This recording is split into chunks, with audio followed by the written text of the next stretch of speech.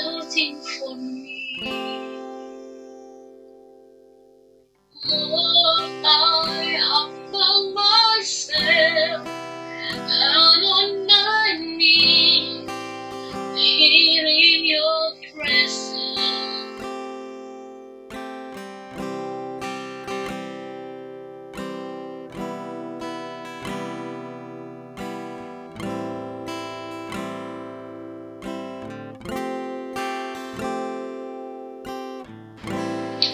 I give my love to you.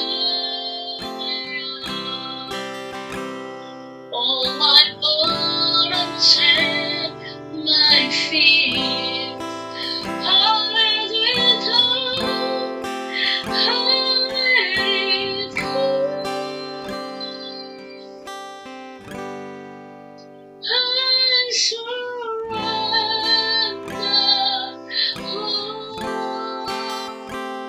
I surrender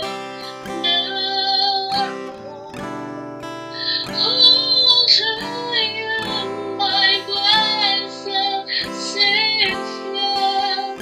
I surrender.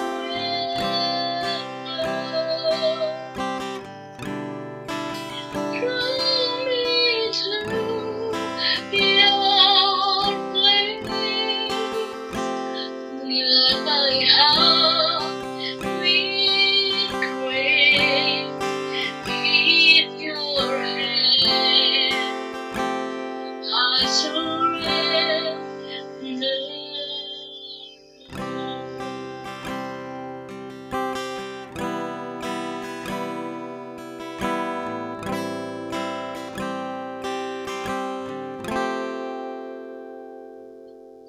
Lord, I call your name. I hear your voice searching for me. Lord, I humble myself. I'm on my knees here in your presence. I give my life to you. All my burdens and my fears, I let it go. I let it go. I surrender all. I surrender all to you, my blessed Savior. I surrender.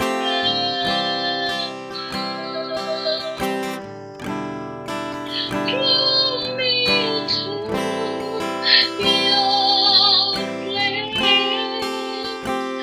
Let my heart be grace in your hand. I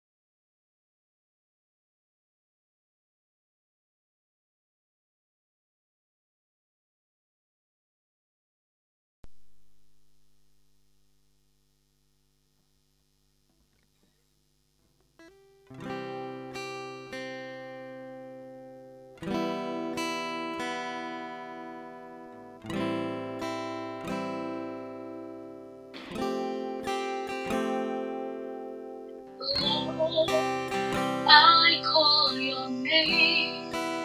I hear your voice searching for me. Lord, I humble myself down on my knees here in your presence.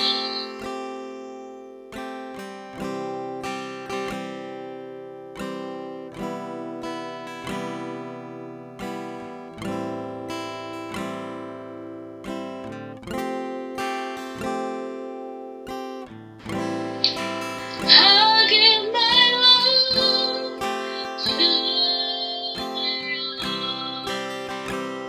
All my burdens and my fears, I let it down, I let it go.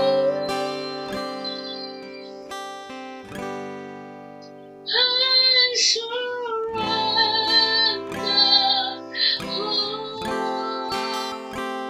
I surrender, all to you, my blessed Savior. I surrender.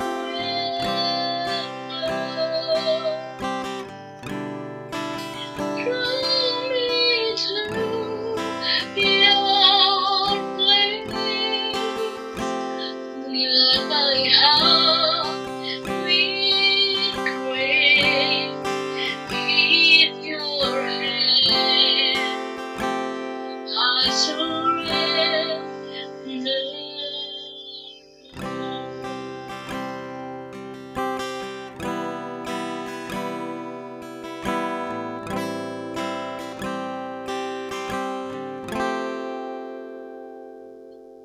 Lord, I call your name.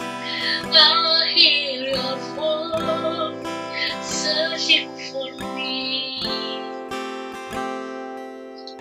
Lord, I humble myself. I'm on my knees here in your presence. I give my life to you. All my burdens and my fears, I let it down, I let it go. I surrender,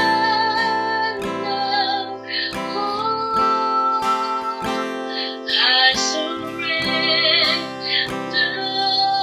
Lord. All to you, my blessed Savior. I surrender.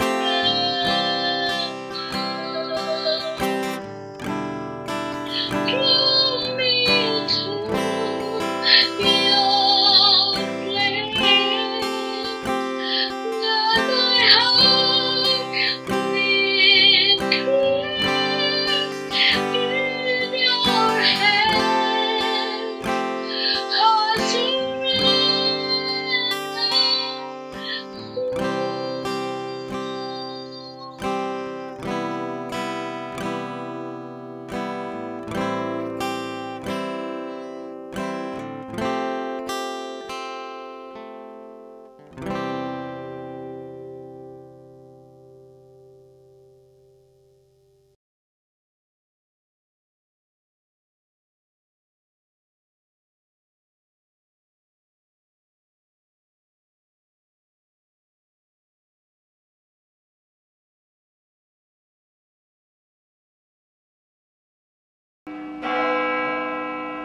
Jemaat silakan bangkit berdiri.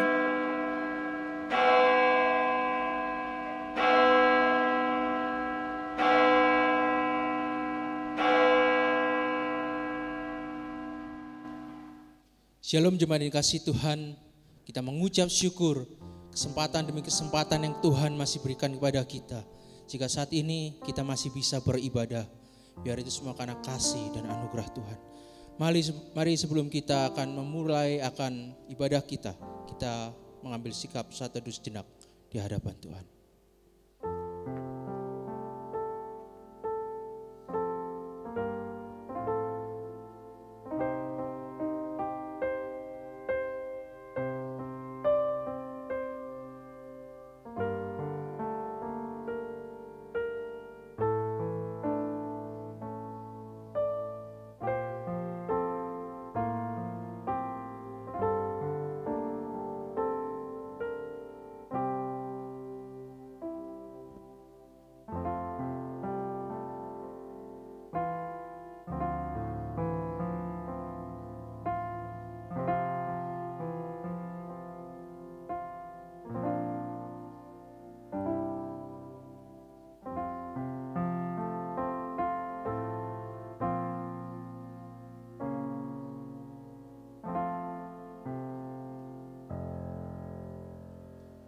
Ibadah kita mulai di dalam nama Allah Bapa, Putra, dan Roh Kudus. Amin.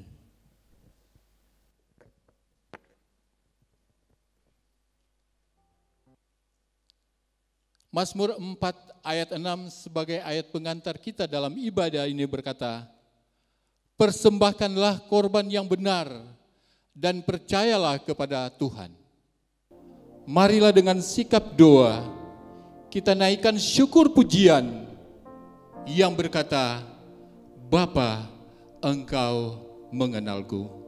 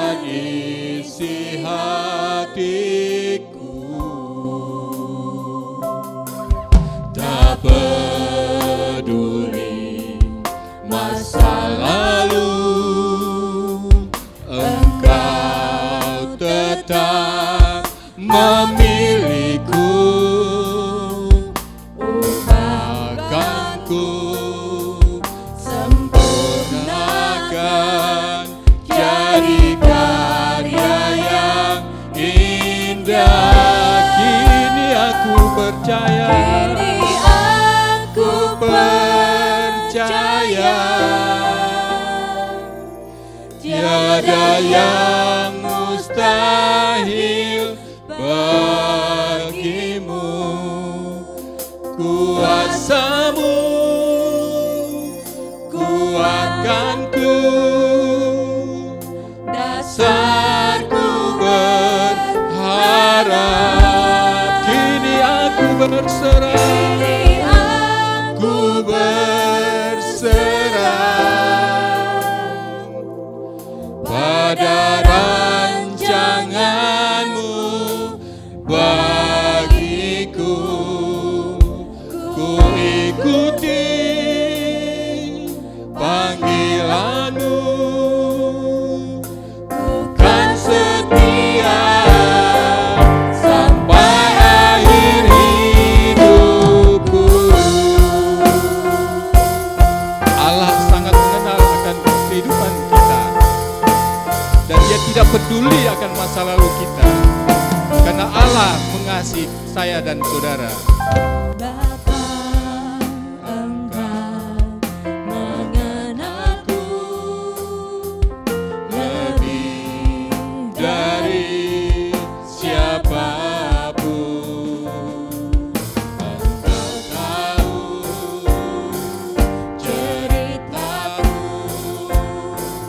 dan isi hatiku. hatiku. Tak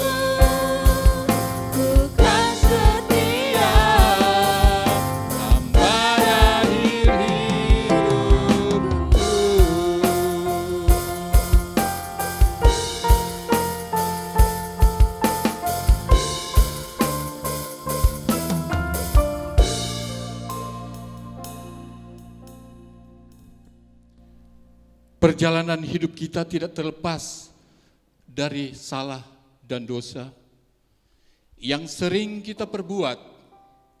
Apakah itu kita perbuat dengan sengaja ataupun tidak dengan sengaja. Oleh karena itu, marilah dengan penuh kerendahan hati kita mengaku dosa dan perlawanan kita kepada Tuhan. Kita berdoa agar Tuhan mengampuni segala dosa dan perbuatan kita yang tidak berkenan kepadanya. Mari kita berdoa. Kepadamu Tuhan Yesus, Allah yang kami sembah siang dan malam, pada kesempatan hari ini Tuhan, kami mau datang kepadamu Tuhan. Kami mau datang tersungkur di hadapan hadirat-Mu oleh karena kesalahan dan dosa kami, sehingga kami tidak layak menghampiri hadirat-Mu Tuhan. Dalam seminggu telah berlalu Tuhan, terlalu banyak yang kami sudah lakukan. Di mata Tuhan Engkau tidak kehendaki, tetapi kami lakukan itu. Tuhan, ampunilah kami, layakan kami Tuhan, agar setiap pujian kami, setiap doa kami, penyembahan kami, boleh berkenan kepadamu Tuhan. Terlebih Tuhan, Engkau sucikan, kuduskan hati kami, sehingga kami boleh layak untuk mendengarkan kebenaran firman Tuhan. Ini doa kami Tuhan, ini pengakuan kami yang kami bawa di dalam nama Tuhan Yesus, yang telah rela mati di kayu salib untuk menebus dosa kami, sehingga kesempurnaan iman kami betul-betul nyata. Terima kasih Bapa, di dalam nama Yesus kami berdoa, bahkan mengucap syukur. Haleluya, amin. Anugerah terbesar yang Tuhan berikan kepada kita, Dia telah mengampuni dosa kita. Ini menjadi berita yang sangat indah di dalam kehidupan kita manusia. Firman Tuhan di dalam Matius 11 ayat 28-29 berkata demikian.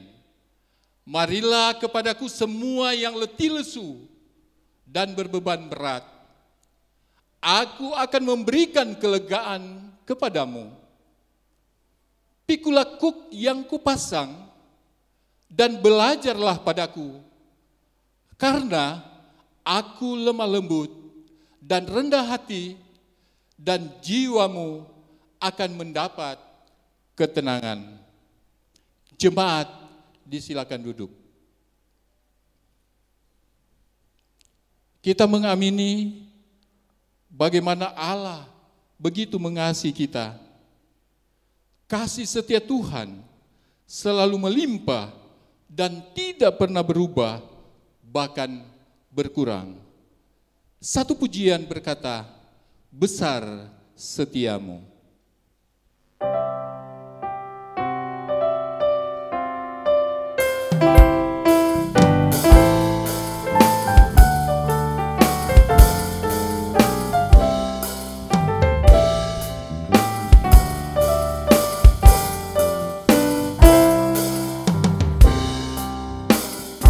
Besar setiamu Allah Bapa-Ku, besarlah kasih-Mu yang melimpah, tiada kurang dan tidak berubah, sempurna dan tetap selamanya.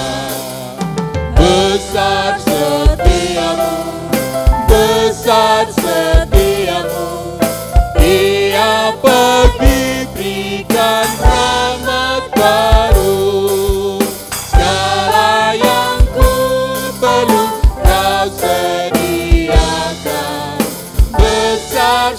setiamu kepadaku. Musim pun berganti, musim apapun, hari pun berganti, hari baru. Alam semesta dan semua ciptaanmu menyaksikan kasih setiamu. Besar setiamu, besar setiamu, besar setiamu. Tiap pagi berikan rahmat baru. Segala yang ku perlu kau sediakan. Besar setiamu kepadaku. Pengampunan dosa telah memberi damai kekal bagi kita.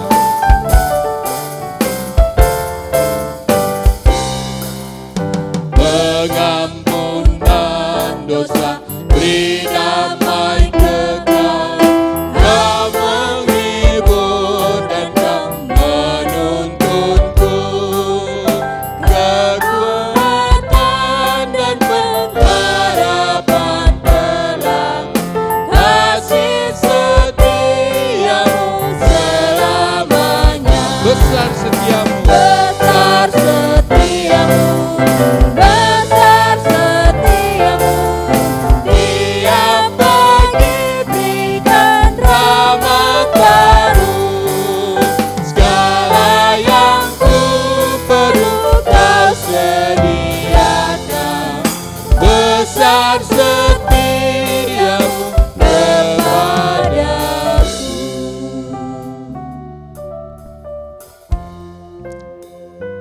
Tibalah saatnya kita akan mendengarkan kebenaran firman Tuhan. Tema khotbah kita pada hari ini adalah kesetiaan Allah, di mana sebagai pembicara kita pada hari ini oleh hambanya Bapak Pendeta Victor Krisbianto Pamusu MTH. Kesetiaan Tuhan tidak pernah berlalu dalam hidup saya dan saudara. Mari kita menyatakan bahwa kekuatan dan perisai kita adalah daripada Tuhan. Hasrat dan keinginan kita mencari Tuhan itu bagaikan rusa merindukan air sungainya. Sebuah pujian berkata, seperti rusa rindu sungaimu.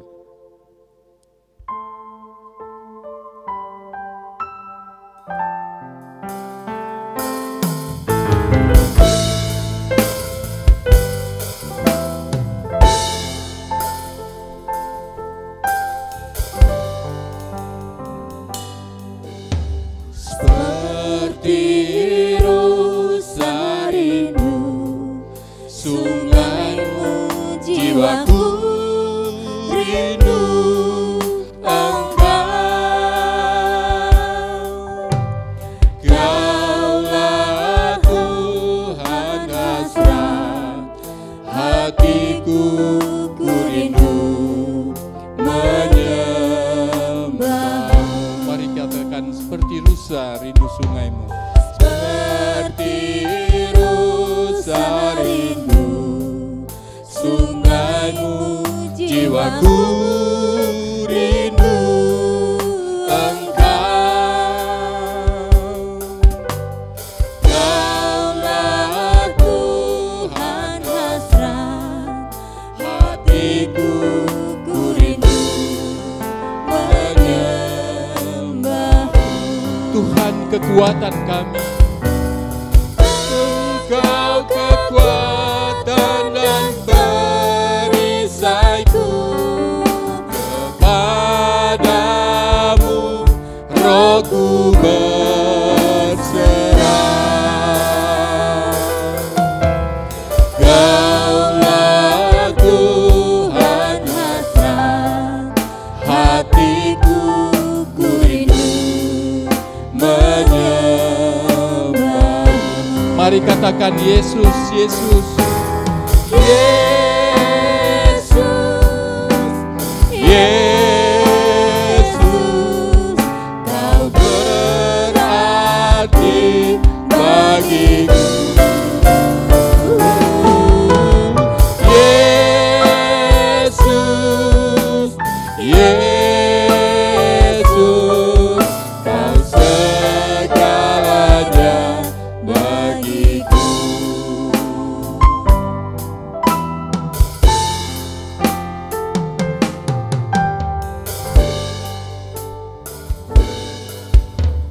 Seperti rusa rindu sungaimu, jiwaku rindu Engkau.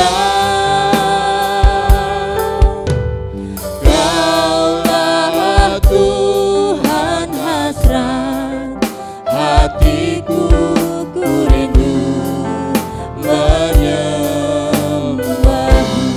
Engkau kekuatan kami, Engkau kekuatan dan perisaiku. Kepadamu rohku berserah. Kaulah Tuhan hasrat hatiku, ku rindu menyembah. Katakan Yesus, Yesus. Yesus, Yesus, Kau berarti bagiku. Yesus, Yesus, Kau segalanya bagiku. Kembali katakan Yesus, Yesus. Yesus, Yesus, Kau berarti bagiku. Oh, Yesus, Yesus, Kau segalanya bagiku. Kau segalanya bagiku. Segalanya bagiku. Kau segalanya bagiku. Kau segalanya bagiku.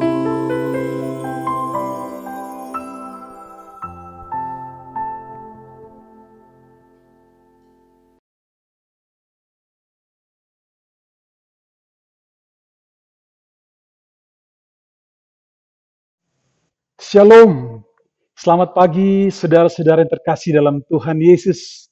Jemaat Tuhan Gereja Kristen Kalam Allah Indonesia, Jemaat Palu, sangat bersyukur dan bersukacita. Hari ini kita boleh berjumpa untuk bersama menikmati hadirat Tuhan dan bersama menikmati firman Tuhan. Saya Pendeta Victor Pamusu sangat bersyukur. Kendati pun ini kali pertama kita berjumpa, tetapi ini suatu perjumpaan yang istimewa. Ya, meskipun ini suatu perjumpaan virtual, tapi saya kira tidak akan mengurangi sukacita menikmati firman Tuhan. Amin, saudara. Amin.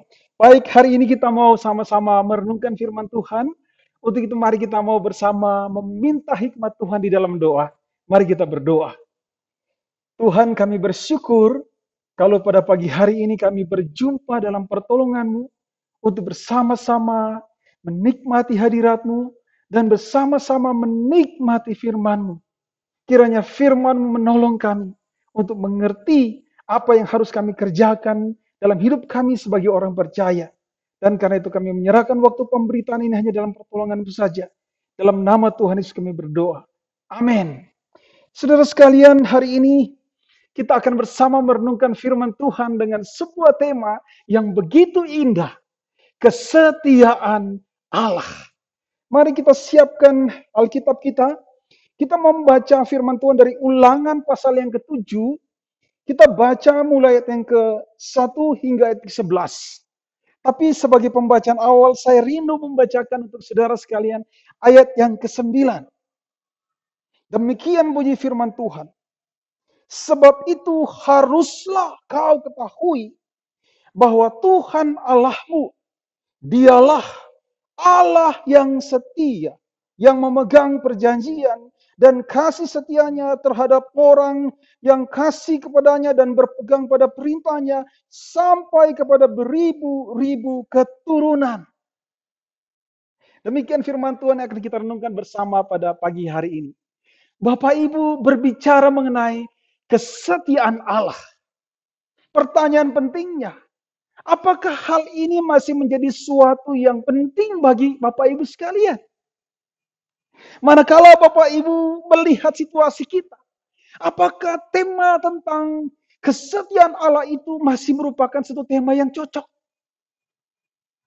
Layakkah kita bersandar kepada kesetiaan Allah itu? Saudara sekalian, kapan terakhir saudara secara serius memikirkan dan meyakini bahwa Allah itu adalah Allah yang setia di dalam kehidupanmu? Coba saudara pikirkan. Kapan terakhir kali saudara merasa bahwa ini menjadi sesuatu yang penting? Atau justru saudara tidak menemukan kerangka pentingnya memikirkan soal kesetiaan Allah itu dalam kehidupan saudara. Sudah lama tidak memikirkan hal itu. Sudah lama tidak berpikir bahwa ini satu tema yang penting dalam hidup saya. Saudara, atau jangan-jangan manakala mendengarkan masalah kesetiaan Allah. Iya, betul. Saudara memikirkan itu. Atau saudara mengetahui itu. Tetapi hanya sekedar sebuah konsep saja. Hanya sekedar sebuah konsep saja. Bukan merupakan sesuatu yang saudara pikir itu adalah bagian dari kehidupan. Bahkan mungkin saudara berpikir bahwa oke, ini menjadi sesuatu yang sekedar konsep. Dan ternyata tanpa kesetiaan Allah pun rupanya dunia bisa berjalan. Segala sesuatu bisa berjalan normal tanpa harus memikirkan Allah itu setia, Allah itu setia. Saudara, berapa banyak di antara kita yang memahami soal kesetiaan Allah hanya sekedar sebuah konsep saja. Bukan merupakan suatu basis iman yang kita hayati dalam kehidupan kita. Saya ingin beritahu kepada kita, manakala mengenai hal kesetiaan Allah hanya merupakan sebuah konsepsi saja dalam pikiran kita. Sebuah konsep yang hanya sekedar konsep yang tinggal dalam pikiran kita. Kita akan berhadapan dengan satu bahaya, yaitu bahaya teodesi. Mungkin sebagian di antara kita berpikir, oke, itu tidak masalah. Apakah saudara tahu apa yang dimaksud dengan teodisi? Teodisi adalah suatu kata yang menjelaskan pergumulan orang percaya dalam sepanjang abad. Dalam sepanjang keberadaan orang percaya. Orang percaya sangat sering berhadapan dengan masalah teodisi ini. Teodisi ini adalah suatu problem yang terkait dengan penderitaan. Yang terkait dengan permasalahan-permasalahan hidup. Situasi-situasi yang berat. Situasi-situasi yang membingungkan, yang begitu menekan dan sangat menyulitkan. Di sana orang akan mulai bertanya, di mana Tuhan? Saudara, teodisi adalah suatu problem yang menggugat keberadaan Tuhan. Berdasarkan pengamatan pada situasi-situasi yang dianggap begitu mengecewakan, begitu menyakitkan. Lalu kemudian muncullah pertanyaan, di mana Tuhan? Di mana Tuhan? Saudara, jangan main-main dengan persoalan di mana Allah ini, saudara. Ini menjadi sesuatu yang betul-betul menekan. Yang betul-betul membuat seseorang merasa seakan-akan Tuhan itu tidak hadir dalam situasi-situasi yang berat dalam kehidupannya, saudara. Terkhusus manakala kita memasuki masa yang berat ini, saudara.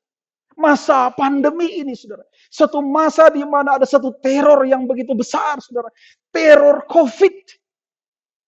Satu teror yang bukan hanya kita hadapi, yang bukan hanya warga Indonesia hadapi, tapi warga dunia hadapi.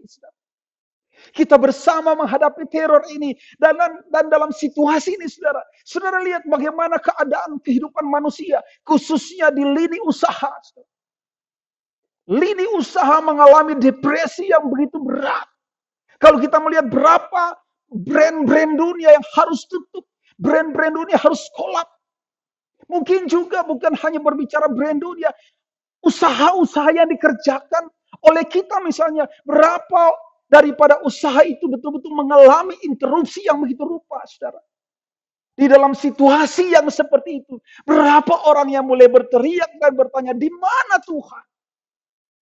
Saudara, manakala masalah kesetiaan Allah ini hanya berhenti sampai pada soal konsep saja, bukan merupakan suatu penghayatan iman yang penting bagi kita sekalian. Kita akan berhadapan langsung dengan masalah teodisi manakala kita berada dalam situasi-situasi yang sulit, yang berat, dan mulai mempertanyakan di mana Tuhan, di mana Tuhan, seakan kita berpikir Tuhan tidak hadir dalam situasi-situasi yang sulit. Saudara, masalah teodisi ini bukan masalah yang gampang, saudara. Dalam sejarahnya, teodisi ini sudah tidak sedikit mengubah orang-orang percaya yang tadinya percaya lantas menjadi ateis. Saudara. Lantas menjadi ateis.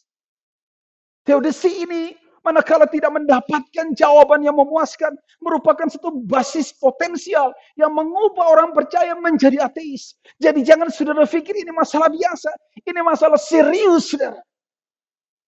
Di sisi lain, mereka yang berpikir kesetiaan Allah itu hanya sekedar sebuah konsep, biasanya mengembangkan suatu bentuk pemikiran iman itu dalam suatu kategori yang saya sebut iman antisipatif, saudara. Apa itu iman antisipatif? Iman antisipatif itu adalah satu iman, satu penghayatan iman, saudara. Di mana seseorang merasa bahwa sebagai orang percaya seharusnya sebelum saya memasuki suatu situasi yang sulit, Allah sudah intervensi dan kemudian menggagalkannya. Nanti saya tidak jadi masuk ke dalam situasi yang sulit itu. Allah selalu mengantisipasi keadaan sehingga saya tidak masuk ke dalam situasi yang sulit. Iman antisipatif berpikir Allah senantiasa melayani umat yang dikasihinya. Dalam pengertian apa, saudara? Kalau saya lihat gambar dalam PowerPoint ini, semacam ada tangan yang memayungi seseorang manakala ada hujan, sehingga orang itu bisa santai. Sebelum hujan itu mengenai dia, ada satu tangan yang tidak terlihat itu menundungi dia dengan payung, dan kemudian dia tidak jadi kehujanan. Iman antisipatif melihat bahwa Allah selalu memfasilitasi umatnya dengan pertolongan-pertolongan sehingga dia tidak harus masuk ke suasana yang berat. Sebelum hal itu terjadi, Tuhan sudah memblok. Tuhan sudah menahan agar jangan sampai umat Tuhan itu masuk ke dalam situasi yang bergumul. Saudara, iman ini membuat Tuhan tidak berada dalam persoalan dan umat Tuhan juga tidak berada dalam persoalan. Kedua-duanya tidak ada di dalam persoalan. Sehingga Tuhan menjadi Tuhan yang memfasilitasi agar umatnya jangan masuk ke dalam persoalan. Adakah ini menjadi konsepsi iman kita yang kita hayati hari ini? Saudara, ini adalah suatu konsepsi iman yang tidak berakar pada pengenalan firman Tuhan yang benar. Saudara, kalau kita melihat firman Tuhan yang kita baca tadi, khususnya ayat yang ke-9. Mungkin sebagian orang merasa ini cuma semacam informasi. Oke, hanya semacam pemberitahuan. Sebab itu ketahuilah bahwa Allahmu setia, hanya sekedar pemberitahuan. Tapi sesungguhnya, saudara, tidak demikian bagi orang Israel manakala mendengarkan firman Tuhan ini, saudara. Kalau saudara perhatikan, ayat 9 ini ditulis dalam suatu bentuk imperatif. Maka dia akan berubah menjadi satu impresi bagi orang yang mendengarkannya. Suatu impresi adalah suatu berita yang karenanya seseorang tidak boleh mengabaikannya. Tidak boleh sama sekali tidak memberi perhatian kepada hal itu. Imperasi akan menjadi sesuatu yang membuat orang menaruh perhatiannya, menaruh semua konsentrasinya agar dia tidak luput memperhatikan itu. Imperasi itu berbunyi, sebab itu ketahuilah. Engkau harus mengetahui bahwa Tuhan adalah Allahmu, Allah yang setia. Saudara, bagi Nabi Musa, saudara, yang merupakan hamba Tuhan yang memimpin bangsa ini waktu mereka keluar dari tanah Mesir. Ini adalah suatu perintah yang ketika disampaikan kepada umatnya, harusnya menjadi sesuatu yang dihayati dalam kehidupan mereka. Sehingga mereka memiliki satu perspektif iman yang benar sebagai orang percaya. Bahwa Allah yang mereka kenal dan Allah yang mereka sembah itu adalah Allah yang setia. Bukan hanya sekedar sebuah konsep. Tetapi merupakan suatu berita yang harusnya dihayati dalam kehidupan mereka. Dan mereka tidak boleh luput untuk memperhatikan hal itu. Itulah tendensi firman Tuhan yang kita dengarkan ini. Dia bukan hanya sekedar informasi. Tapi satu perintah yang begitu serius untuk dipikirkan dan direnungkan dalam kehidupan umat Tuhan. Nah saudara, karena itu kita mari bertanya lebih jauh. Bagaimana sih ajaran Alkitab terkait kesetiaan Allah ini dalam pemahaman umat Tuhan di dalam teks yang kita baca ini. Saudara, minimal ada 3 hal yang mau kita pelajari. Mengapa kesetiaan Allah ini menjadi sangat penting bagi umat Allah. Dan mengapa kesetiaan Allah itu tidak mesti dipahami dalam kerangka antisipatif itu, saudara. Yang pertama, saudara. Yang pertama, kalau kita membaca teks firman Tuhan ini. Kesetiaan Allah itu diceritakan, dikisahkan, dinarasikan sebagai dasar penyelenggaraan seluruh kehidupan umat Tuhan. Saudara, kalau kita baca di dalam ayat yang pertama dan kedua, saudara. Mari saudara perhatikan ya. Apabila Tuhan Allahmu telah membawa engkau ke dalam negeri kemana engkau masuk untuk mendudukinya. Dan ia telah menghalau banyak bangsa dari depanmu. Yakni orang Het, orang Gergasi, orang Amori, orang Kanaan, orang Feris, orang Hewi, dan orang Yebus. 7 bangsa yang lebih banyak dan lebih besar, lebih kuat daripadamu. Dan Tuhan Allahmu telah menyerahkan mereka kepadamu. Sehingga engkau memukul mereka kalah. Maka haruslah kamu menumpas mereka sama sekali. Janganlah engkau mengadakan perjanjian dengan mereka. Dan jangan engkau mengasihani mereka. Coba saudara perhatikan ayat ini, saudara. Rasa-rasanya ayat ini seperti suatu ajakan untuk mengerti Allah itu bertindak dalam kerangka antisipatif. Menyerahkan orang Het, orang Yebus, orang Girgasi. Sehingga ketika umat masuk, saudara, mereka tinggal masuk aja. Kenapa? Karena Tuhan sudah menghalau, menghancurkan mereka. Saudara, adakah hal itu seperti itu, saudara? Sama sekali tidak. Sama sekali tidak.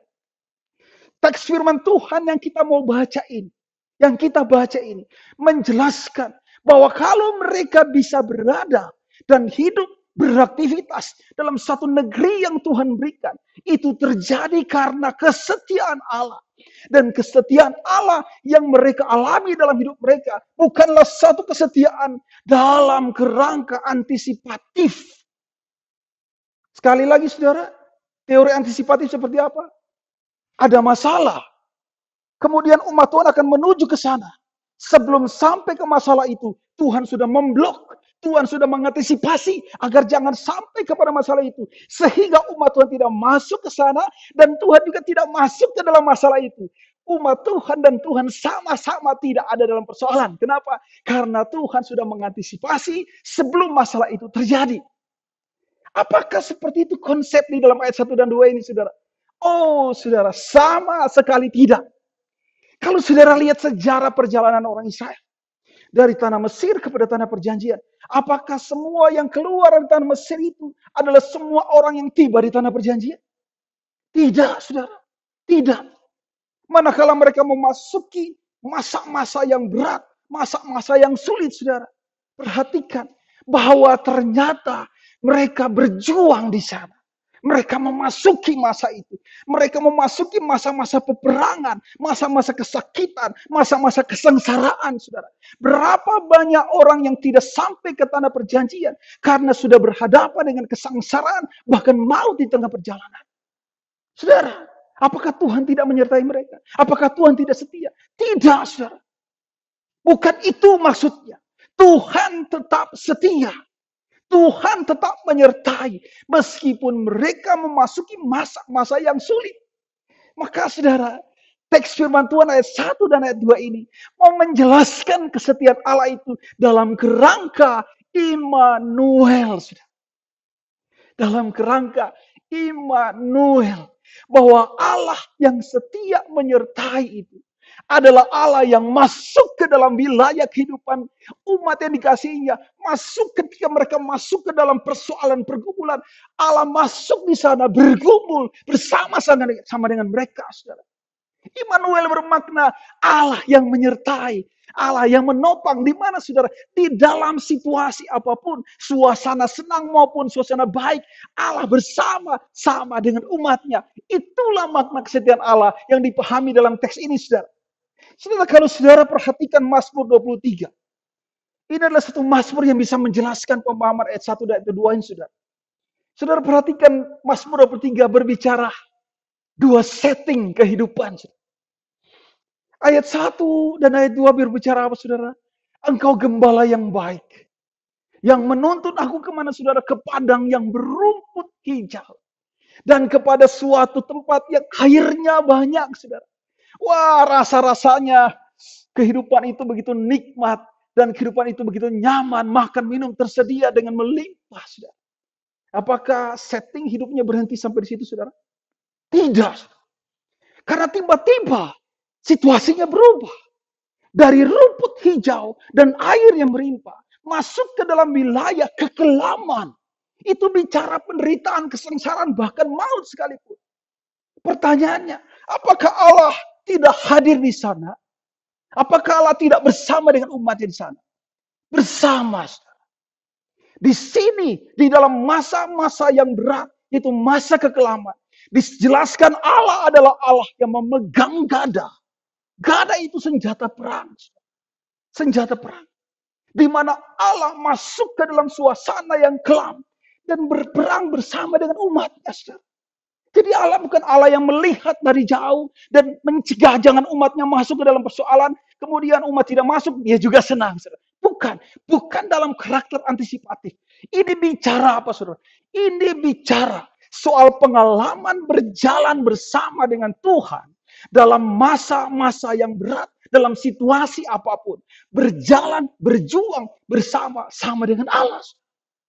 Sungguh, ini bukan suatu perspektif antisipatif. Ini adalah suatu perspektif Immanuel. Di mana Allah masuk dan turut berjuang di dalam segala situasi. Keadaan yang senang maupun keadaan yang berat. Allah hadir dan bersama di dalam kesetiaan yang sempurna untuk menyertai umatnya.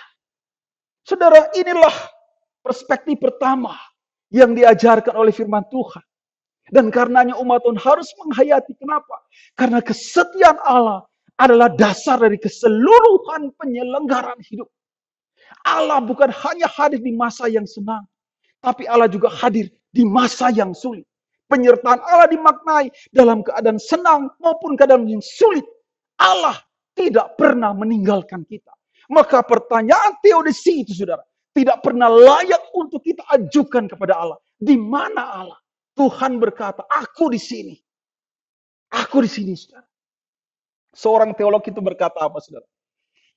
Berkata namanya Louis, saudara. Seorang teolog yang bernama Louis.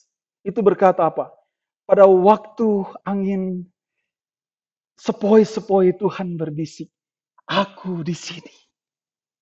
Pada waktu angin mulai kuat. Allah berbicara. Aku di sini. Dan pada waktu badai mulai datang, Allah berteriak, aku di sini. Dia mau berkata apa? Tidak ada masa di mana Tuhan tidak hadir. Dan karenanya kita pantas bertanya, di mana Tuhan? Allah yang Immanuel. bukanlah Allah yang dimaknai dalam kerangka antisipatif. Dia hadir dan kita berjalan bersama dia dalam segala keadaan.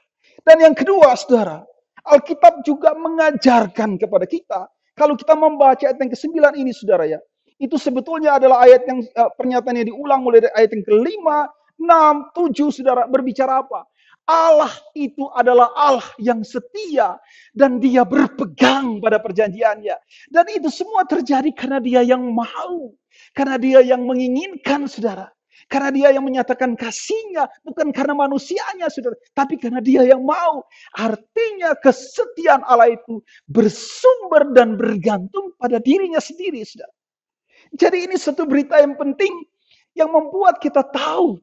Kalau berbicara mengenai kesetiaan Allah, kesetiaan Allah, itu merupakan satu sifat yang permanen, yang tidak berubah dari Allah. Mari perhatikan dengan baik, kalau kita baca Ulangan 7 ayat 9b itu berkata apa?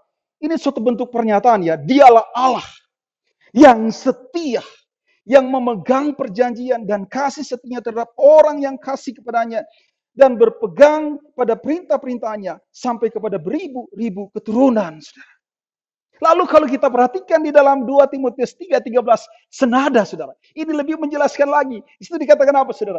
Jika kita tidak setia, dia tetap setia. Karena dia tidak dapat menyangkal dirinya. Oh, ini sebuah konsep yang luar biasa, saudara. Bahwa Allah yang setia itu adalah Allah yang tidak bergantung pada kondisi di luar dirinya, saudara. Kalau kita perhatikan ayat yang ke-7 ini, saudara, seakan-akan, apalagi disambung dengan ayat yang ke-10, 11, 12, saudara ya. Itu seakan-akan, saudara, disambung dengan ayat yang ke-10, khususnya 10 ya, seakan-akan Allah itu bergantung kepada sikap hati manusia. Kalau kamu benci aku, maka aku menghukum kamu. Kalau kamu setia, aku jadi ikut setia, saudara. Hati-hati memikirkan sini, saudara. Yang dibicarakan dalam 10 itu bukan karakteristik umat Tuhan. Umat Tuhan tidak membenci Tuhan. Catat baik, saudara. Umat Tuhan tidak membenci Tuhan. Sebentar kita bicara dalam poin yang ketiga ini secara lebih jauh, saudara. Maka ayat yang ke-10 itu bukan tentang umat Tuhan. Maka Tuhan tidak berbicara mengenai kesetiaannya itu. Yang hari ini bisa setia, besok gak setia. Ini tentang sifat yang permanen. Di mana dalam 2 Timotius 3:2 ayat 13 itu lebih jelas sekali. Kalaupun kita terbatas kesetiaannya, dia tidak terbatas. Oh saudara, apakah ini sesuatu berita yang biasa saja? Enggak, saudara. Ini juga satu berita yang amat penting, saudara. Bagian ini mau menegaskan kepada kita. Allah yang setia dan kesetiaannya itu permanen menjadi satu dasar yang sangat kokoh bahwa dia memang Allah yang bisa dipercaya, saudara. Haleluya, saudara. Sekali saya tegaskan, ini bicara bahwa Allah yang setia itu Allah yang bisa dipercaya. Seperti seorang anak yang tidak ragu untuk melompat kepada bapaknya yang akan menopang dia, saudara. Yang masuk ke dalam kehidupannya tanpa sedikit pun menyaksikan sayangnya kepada anak yang dikasihnya, saudara. Anak itu betul-betul bisa percaya. Maka ketika kita berbicara, kesetiaan Allah itu yang bergantung dan bersumber kepada dia. Menjadi satu sifat yang permanen. Kita tidak sedikit pun ragu untuk percaya dan mempercayakan hidup kita kepada dia yang setia. Yang kesetiaannya tidak akan pernah berubah. Amin, saudara. Ini berita firman Tuhan yang sangat amat luar biasa. Saya tiba-tiba teringat, saudara ya, akan kutipan seorang yang bernama Dave Willis. Dia berkata apa, saudara? Iman itu bukan sekedar perasaan. Oke. Itu adalah suatu pilihan yang diputuskan untuk percaya kepada dia. Untuk mempercayakan kehidupan kepada dia. Dan dia lanjutkan apa, saudara?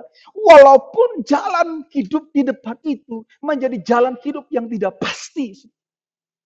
Ini merupakan suatu penegasan yang luar biasa. Bahwa manakala kita tahu Allah yang kita percaya itu adalah Allah yang setia. Dan kesetiaannya itu adalah kesetiaan yang tidak pernah berubah. Dan karenanya kita mempunyai dasar penuh dan kokoh untuk tetap percaya kepada dia.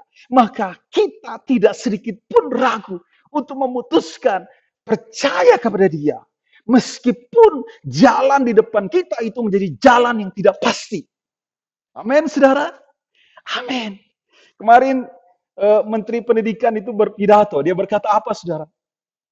Satu-satunya yang pasti di depan sana adalah ketidakpastian. Iya.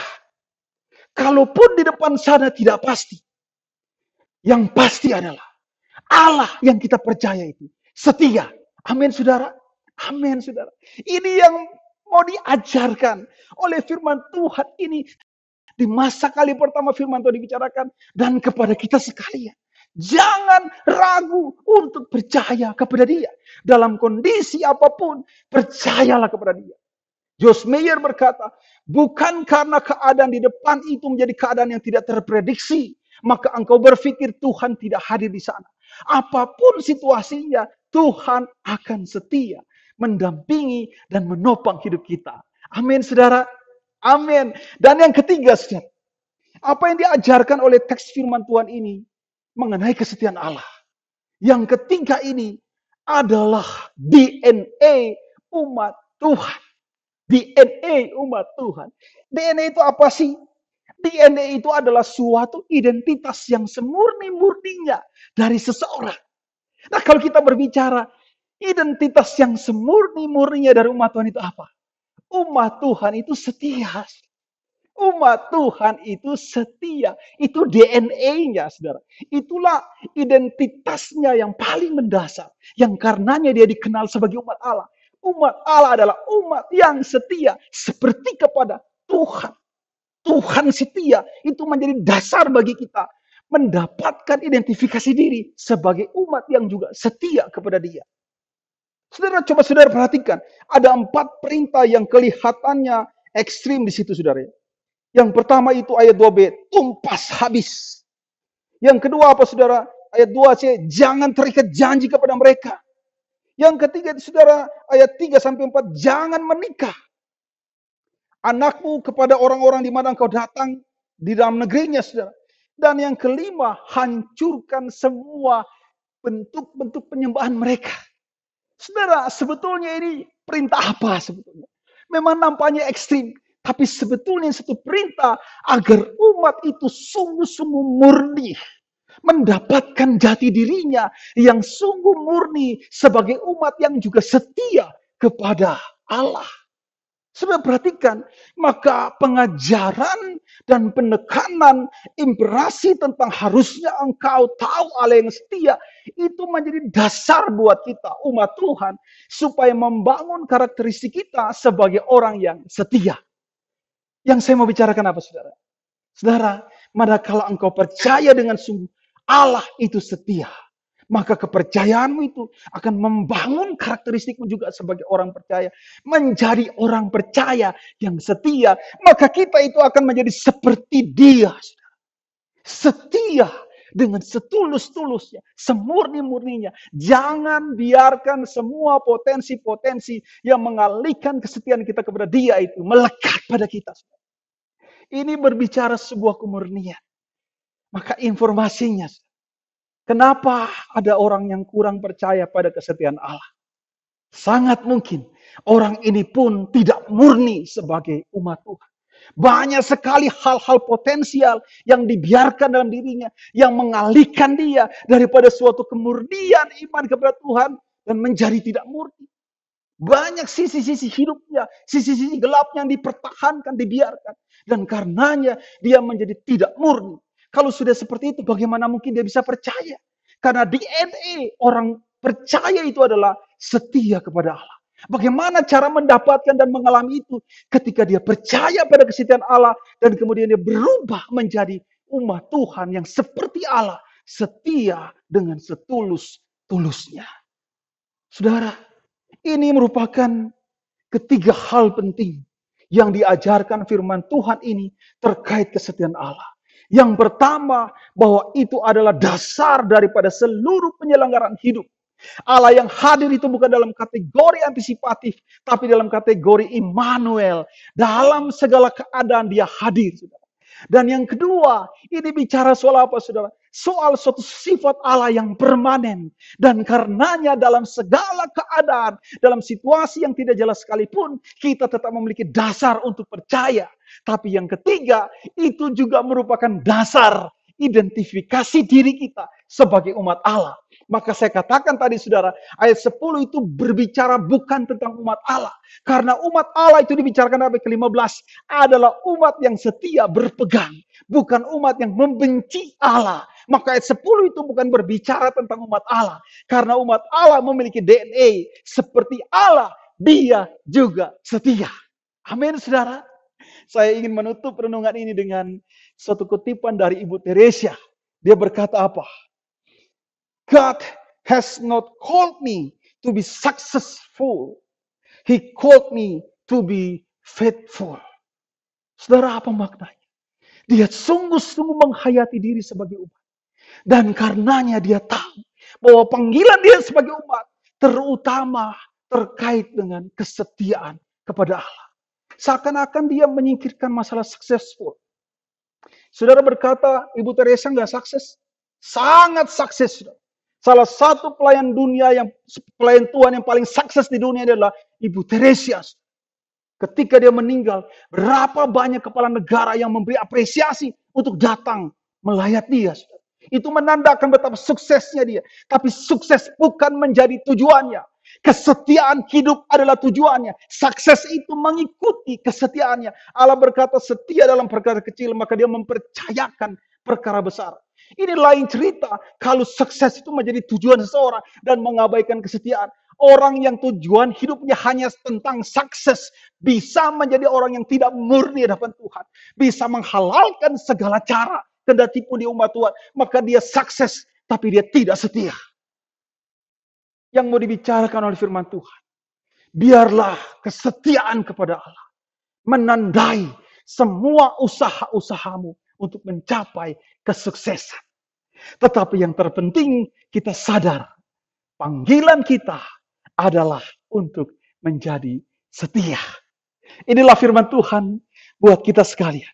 Kiranya ajaran firman Tuhan tentang kesetiaan Allah ini membekas dalam hidup kita.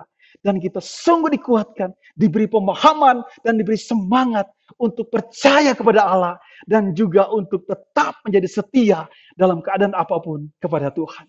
Soli Deo Gloria. Kiranya hanya nama Tuhan yang dimuliakan. Mari kita berdoa. Tuhan, terima kasih untuk firman. Satu firman yang menguatkan kami. Yang memberitahu kepada kami bahwa Allah yang kami percaya adalah Allah yang setia. Setia dalam arti sedalam-dalamnya. Bukan dalam kerangka antisipatif, tapi dalam kerangka Immanuel. Maka seluruh hidup kami diselenggarakan di dalam kesetiaan Allah. Itulah kenapa kami tahu ini menjadi imperasi yang penting bagi umat Tuhan. Setiap kami harus tahu Allah itu setia. Manakala kami tahu Allah itu setia, ini menjadi dasar mengidentifikasi diri kami. Seperti Allah yang setia, kami juga menjalani hidup kami dengan setia di hadapan. Tolong kami Tuhan, agar kami mampu menjalani kehidupan kami yang setia dan murni di hadapan. Kami bersyukur untuk firman-Mu ini Tuhan, di dalam nama Tuhan Yesus kami berdoa. Amin. Terima kasih saudara, sampai ketemu dalam kesempatan lain. Tuhan menyertai dan memberkati kita sekalian. Shalom.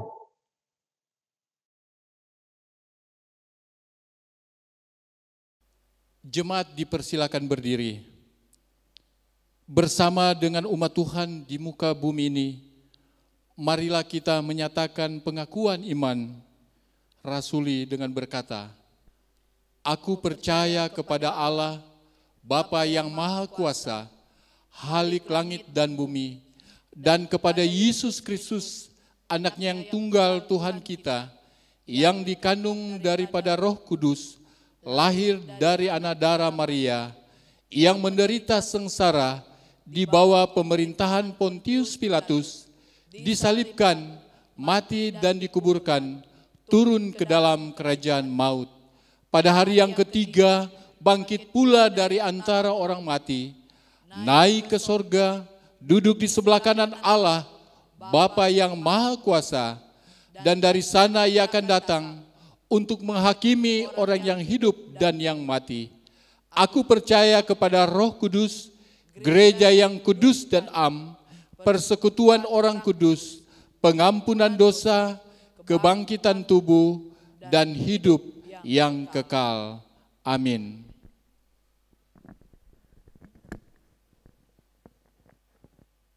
Jemaat dipersilakan untuk duduk kembali dan mari kita akan menaikkan doa syafaat kita di hadapan Tuhan. Saya akan memimpin kita. Mari kita berdoa. Kami mengucap syukur bahwa kami dapat hadir, datang ke hadapan Tuhan, membawa segala ungkapan syukur kami kepada Tuhan. Terlebih lagi pada saat ini kami ingin mempersembahkan doa kami ke hadapan Tuhan. Kami mohon kiranya Tuhan menjawab dan Tuhan mengabulkannya sesuai dengan kehendak dan waktu Tuhan saja. Kami mengucap syukur untuk segala kebaikan Tuhan untuk kami semua. Dan kami berdoa bagi pekerjaan, bagi jemaat-Mu di gereja ini. Kiranya Tuhan selalu menyertai dan Tuhan selalu melindungi. Dalam permasalahan, dalam pekerjaan apapun yang kami jalani, kiranya Tuhan tetap selalu turut hadir juga, membimbing kami, dan kami pun dapat keluar bersama-sama dalam permasalahan kami bersama Tuhan. Kami juga berdoa bagi pendidikan yang kami jalani pada saat ini. Kiranya Tuhan memampukan kami untuk dapat menjalani semuanya, menjalani tanggung jawab yang Tuhan berikan kepada kami. Melalui pendidikan kami dapat mengenal Tuhan. Melalui pendidikan kami dapat mengembangkan pemahaman kami, pengetahuan kami. Dan kami persembahkan semuanya itu hanya hormat kemuliaan bagi nama Tuhan saja. Tak lupa juga kami berdoa bagi jemaat-Mu yang mungkin pada saat ini sedang mengalami kesakitan. Kiranya Tuhan yang Maha Tahu, Tuhan yang mengerti hati kami dan kehidupan kami. Kami mempersembahkan hidup kami ke hadapan Tuhan. Melalui kesakitan yang kami rasakan, kiranya itu tidak tetap menutup mata kami di hadapan Tuhan. Kami tetap melihat hal-hal baik yang tetap Tuhan berikan kepada kami. Dan melalui penyakit kami percaya bahwa semuanya itu teratur untuk semuanya bagi hormat kemuliaan nama Tuhan saja. Kami juga berdoa bagi jemaat-Mu yang dalam seminggu ini telah berulang tahun. Terima kasih untuk pertambahan umur yang Tuhan berikan. Terima kasih untuk waktu yang selalu Tuhan berikan bagi kami. Ajarlah kami tetap terus melihat waktu-waktu yang Tuhan berikan. Sehingga melalui waktu yang Tuhan berikan kepada kami dapat mempergunakannya dengan baik. Kami berdoa kiranya itu berkat Tuhan terus memancar bagi kami semua. Dan bukan pertambahan umur saja yang Tuhan berikan kepada kami, tetapi cinta dan takut akan Tuhan yang terus bertambah hari makin hari, dapat mengenal Tuhan lebih baik lagi. Bapak, kami berdoa juga untuk para pelayan-Mu yang melayani sebagai misionaris. Dimanapun mereka berada, dimanapun Tuhan menempatkan mereka. Kami tahu banyak pergumulan dan tantangan yang harus dihadapi.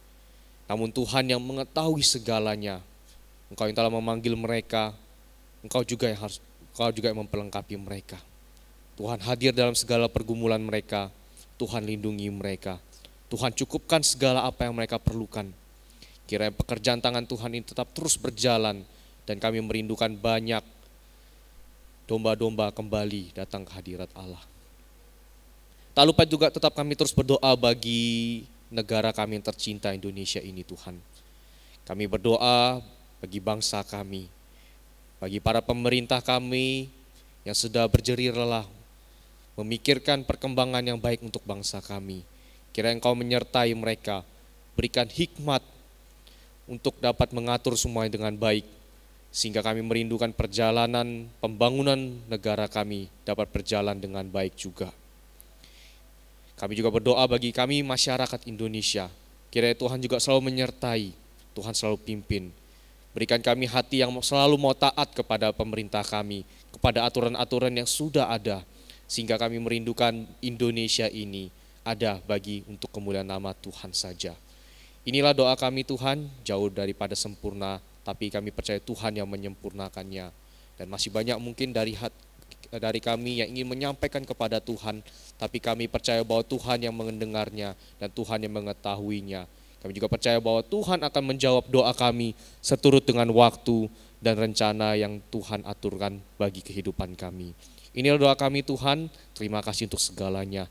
Hanya di dalam nama Tuhan Yesus kami sudah berdoa dan mengucap syukur. Amin.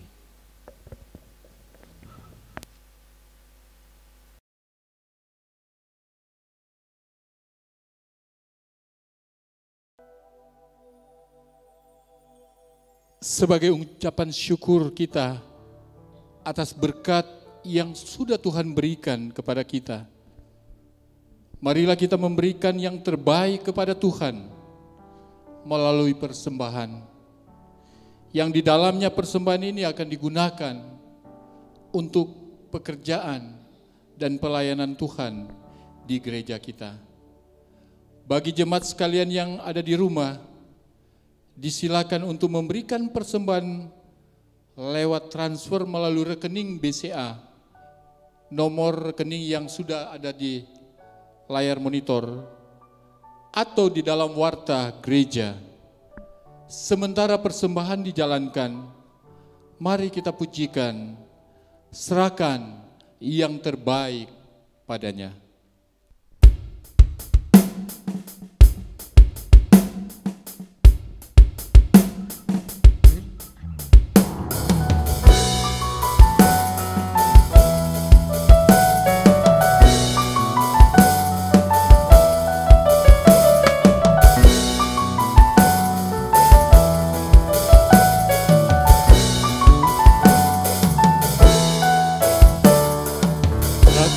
Yang terbaik padanya, naga masa mudamu, serahkan tubuh jiwa rohmu, setia berperang baginya.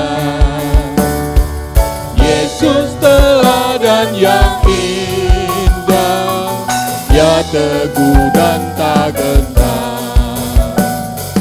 Pada Tuhan mengabdilah,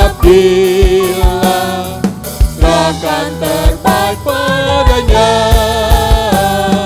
serahkan yang terbaik padanya, naga masa mudamu. Lengkapkan senjata ini, setia berperang baginya.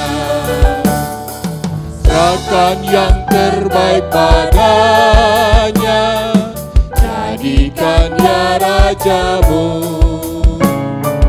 Segala hal dalam hidupmu, serahkan kepadanya.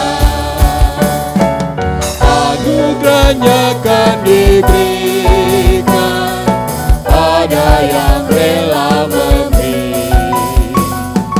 Padanya melayanilah, serahkan terbaik padanya, serahkan yang terbaik padanya, naga masa mudamu. Lengkapkan senjata ini, setia berperang baginya. Serahkan yang terbaik padanya, amat besar kasih-Nya. Serahkan yang terbaik padanya, amat besar kasih-Nya. Bagimu ya disalibkan, agar kau tak binasa. Meski mati tak bersungguh, mencurahkan darahnya. Padanya serahkan hatimu, serahkan terbaik padanya, serahkan yang terbaik padanya, naga masa mudamu. Lengkapkan senjata ini, setia berperang baginya.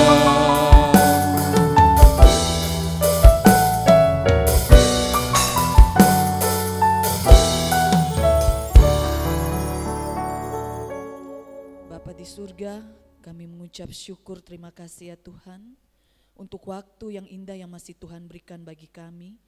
Kami boleh mendengarkan kebenaran firman-Mu. Firman-Mu yang boleh menguatkan kami. Engkau juga memberkati hamba-Mu yang telah menyampaikan kebenaran firman-Mu pada siang hari ini. Kami juga mengucap syukur ya Tuhan, karena masih diberikan kesempatan untuk memberikan persembahan kami, untuk mendukung pekerjaan Tuhan di tengah-tengah gereja kami. Biarlah Engkau memberkati setiap kami, Engkau memberkati persembahan yang telah kami berikan, dan dipakai untuk hormat kemuliaan bagi nama Tuhan. Apa yang masih sisa bagi kami, biarlah Tuhan memberikan hikmat bagi kami di dalam mengelolanya, supaya apapun yang kami lakukan hanya untuk hormat kemuliaan bagi nama-Mu. Terima kasih ya Bapa, inilah persembahan kami. Terima kasih, di dalam nama Tuhan Yesus Kristus kami sudah berdoa dan mengucap syukur. Haleluya, amin. Saya jemput jemaat semua untuk berdiri. Kita akan masuk dalam doksologi dan doa berkat yang akan disampaikan oleh penginjil Nathanael.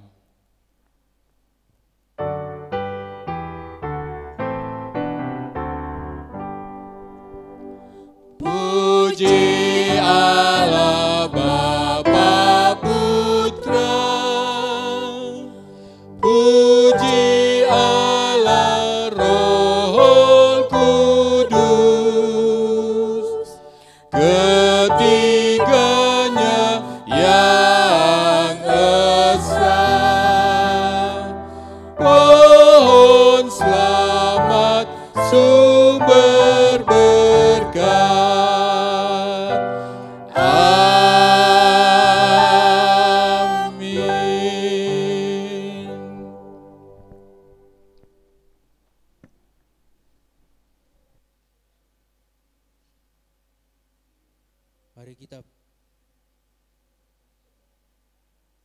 Mari kita semua berdoa Bapak Ibu yang dikasihi Tuhan.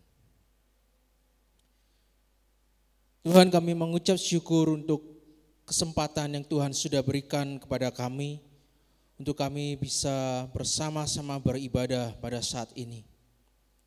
Biar segala puji-pujian yang kami telah naikkan dapat menyenangkan hati Tuhan, dan firman Tuhan yang sudah kami dengar dapat terus tertanam dalam hati dan pikiran kami.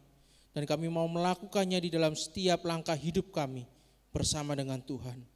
Tuhan terus tolong kami agar kami sendiri Tuhan dapat menjadi pelaku-pelaku dari firman Tuhan sendiri. Terpujilah nama-Mu Tuhan. Jemaat yang dikasihi Tuhan, terimalah berkat Tuhan. Tuhan memberkati engkau dan melindungi engkau. Tuhan menyinari engkau dengan wajah-Nya dan memberi engkau kasih karunia. Tuhan menghadapkan wajah-Nya kepadamu dan memberi engkau damai sejahtera. Amin.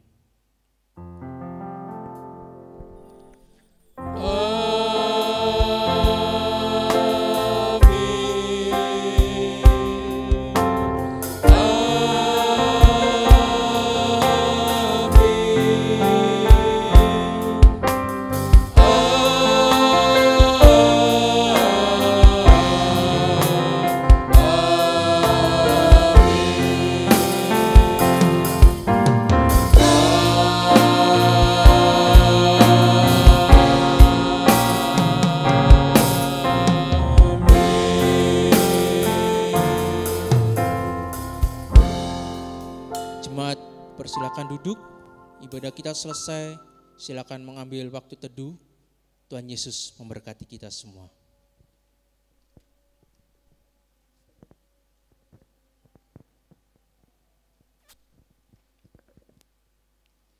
Kita akan masuk dalam warta gereja. Yang pertama, atas nama seluruh hamba Tuhan, majelis menyampaikan selamat hari Minggu bagi kita semua. Selamat beribadah walaupun ibadah kita masih dilakukan di rumah kita masing-masing. Namun saya percaya bahwa berkat Tuhan yang sama juga menjadi bagian di dalam kehidupan kita jemaat Tuhan. Dan yang kedua, atas nama hamba Tuhan dan majelis jemaat serta seluruh jemaat GKKA Palu menyampaikan terima kasih kepada Bapak Pendeta Victor Krisbianto Pamusu MTH yang pada hari ini menjadi saluran berkat dalam pemberitaan firman Tuhan bagi kita.